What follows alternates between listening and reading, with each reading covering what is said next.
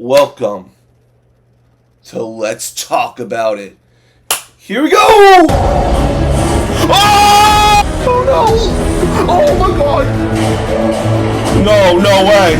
Oh! It's Saber Oh, look at these fights!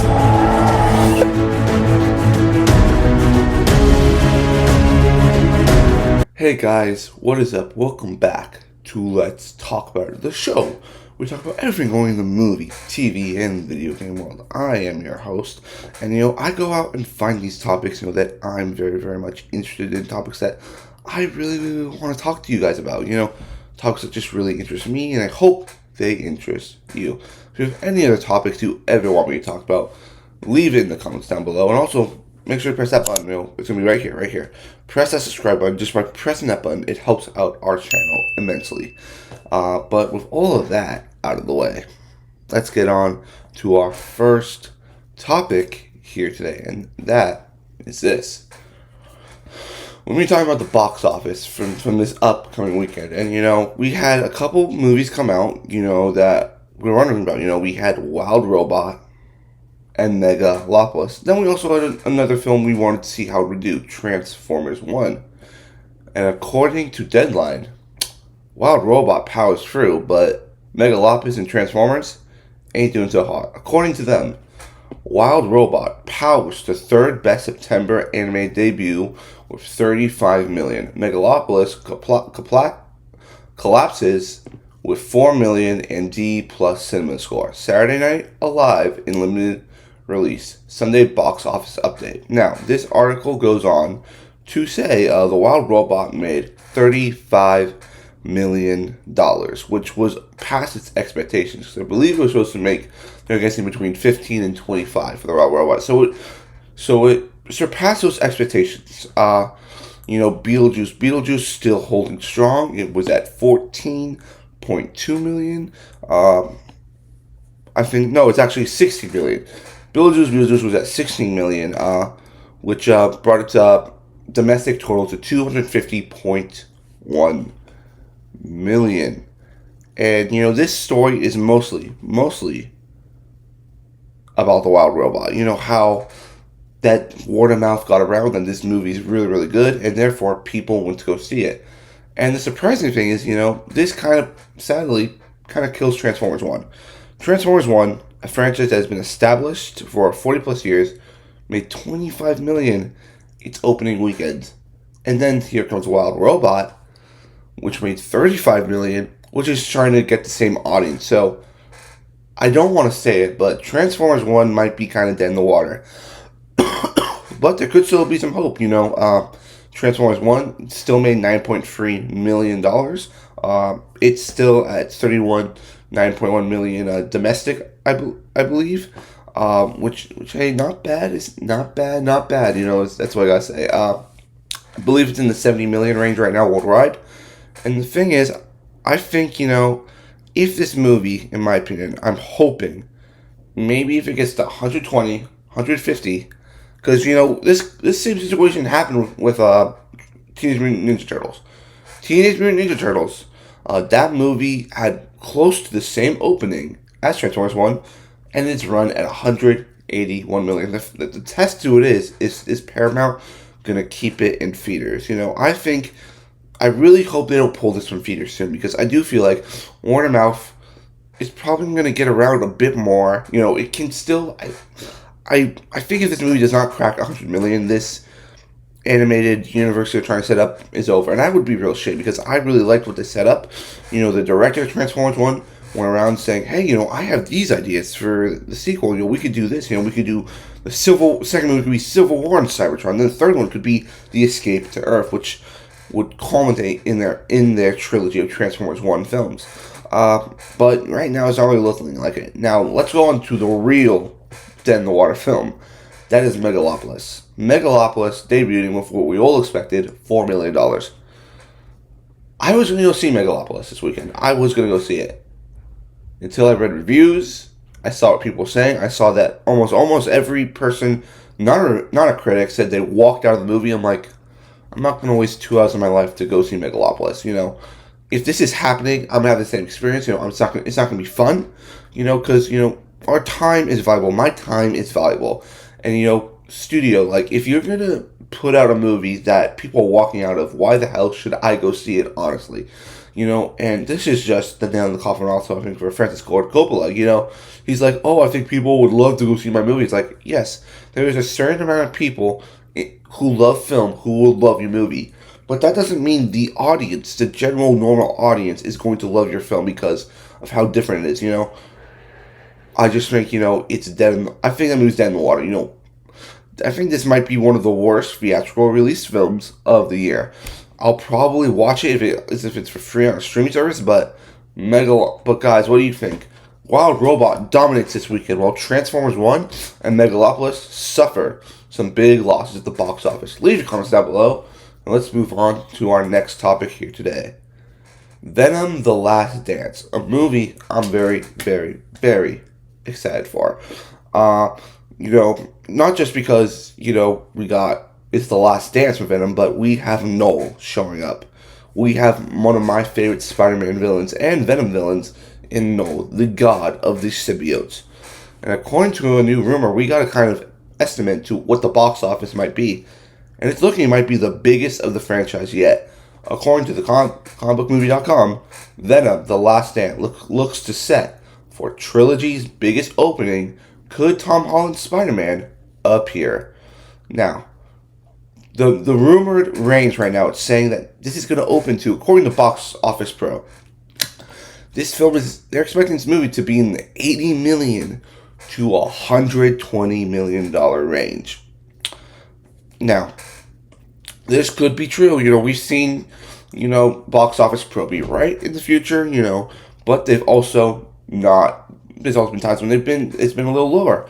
I do think this is going to be a big film because, say all you want about the Sony Spider-Man universe, people love the Venom movies. The first Venom made $1 billion. I believe the second one made more than $500 million. So this is a franchise people love. It's a franchise I love. It knows what it is.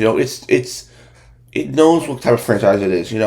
I think the thing that makes these movies is Eddie Brock and the Venom. Their relationship really makes the movies interesting. I'm one of the ones who I liked Venom: Let There Be Carnage. I didn't think it was the best superhero movie, but I enjoyed it. We got this next one coming, and I think I'm speculating that a lot of people are looking forward to this movie because of Spider-Man 4. The word of mouth has gone around, not just to me, but I think to everyone, that this is going to maybe possibly have connection to the next Spider-Man MCU movie.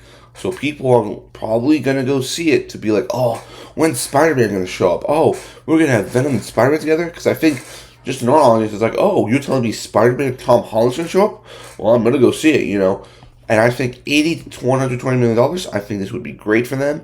This also, if this tracks well, if this does well, in my opinion, that we could see Craven kind of jump in the wagon with Venom, like getting its coattails and riding it. But what do you guys think?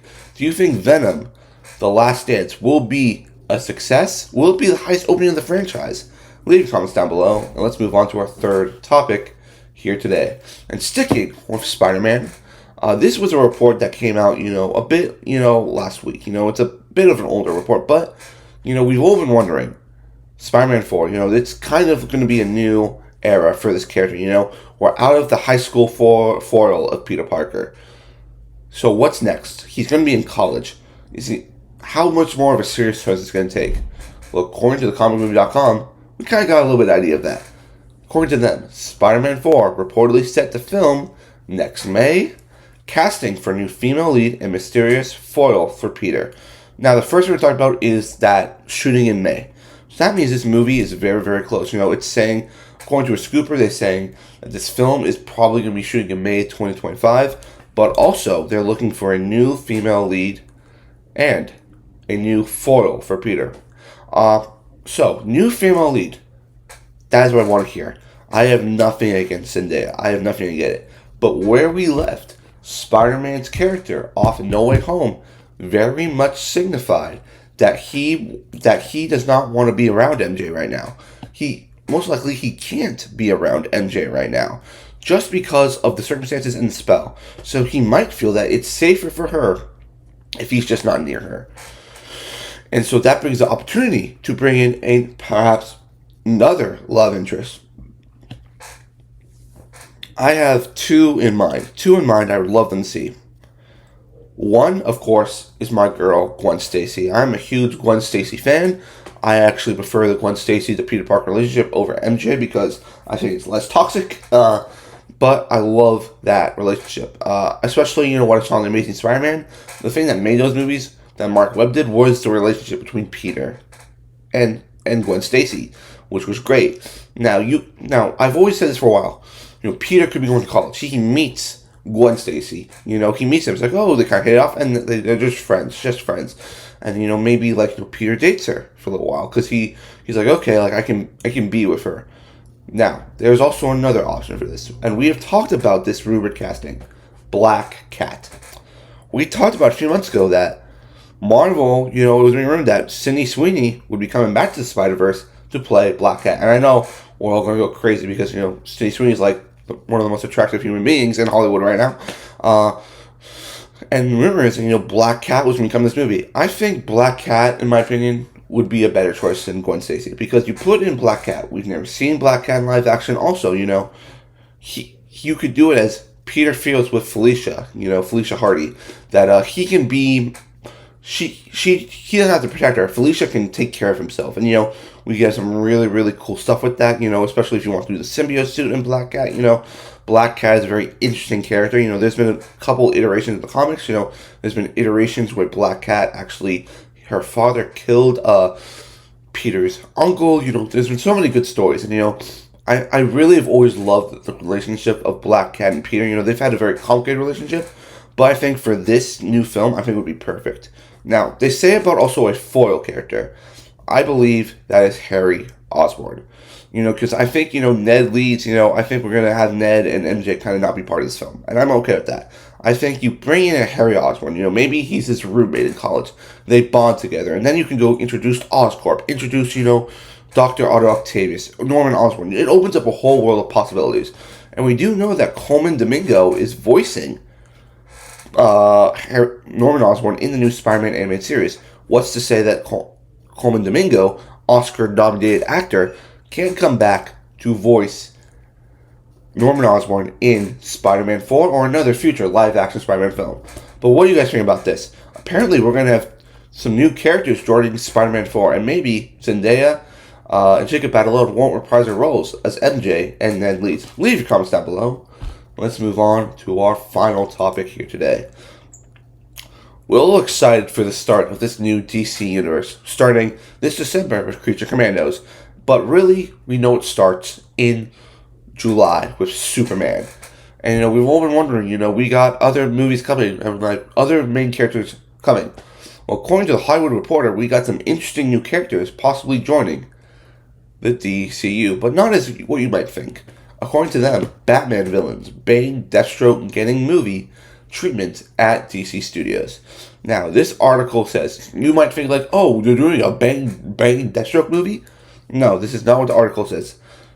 The article says that they will appear in a certain project. This is not saying that these characters will be part of a project.